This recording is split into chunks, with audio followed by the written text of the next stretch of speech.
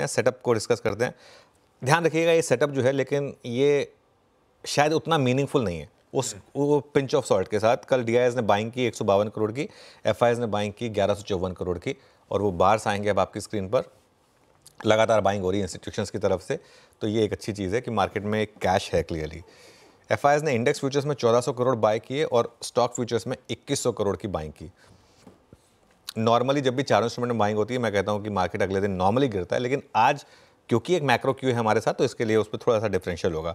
With in index future 1600 crore bank Nifty में buying हुई और निफ्टी में 207 करोड़ की सेलिंग हुई। तो फिर आपको बता रहा है कि बैंक निफ्टी एक शेड बेटर है, और अब आपके सामने वो ट्रेंड आएगा।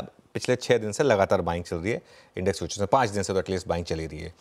लॉन्ग शॉर्ट की जहाँ तक बात है, कल 20,000 लॉन्ग ऐड हुए सिस्टम में और 3,400 शॉर्ट ऐड हुए, तो नेट नेट हम लॉन्ग ही हैं। वो ग्राफ आएगा आपकी स्क्रीन पर, नेट लॉन्ग नेट शॉर्ट वाला मामला देखिए, अब काफ़ी वापस हम पीक की तरफ बढ़ रहे हैं।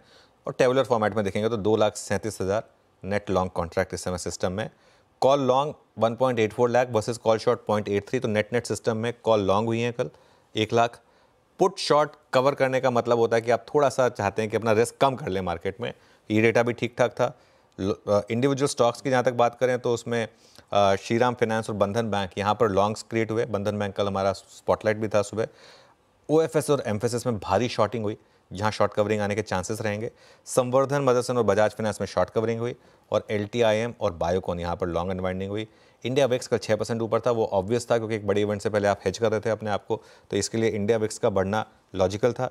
पुट कॉल रेशियो 1.13 पर है, तो मार्केट में कोई ऐसा रिस्क भी नहीं है कि आप एक्सट्रीमली ओवरबॉट हैं या ऐसा कुछ है, ठीक ठाक है मार्केट। बैन की जहाँ तक बात है, कल ओएफएसएस बैन में ऐड हो गया।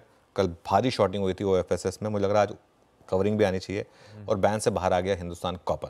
तो कुल मिलाकर ये है आज का सेटअप। बहुत बढ़िया।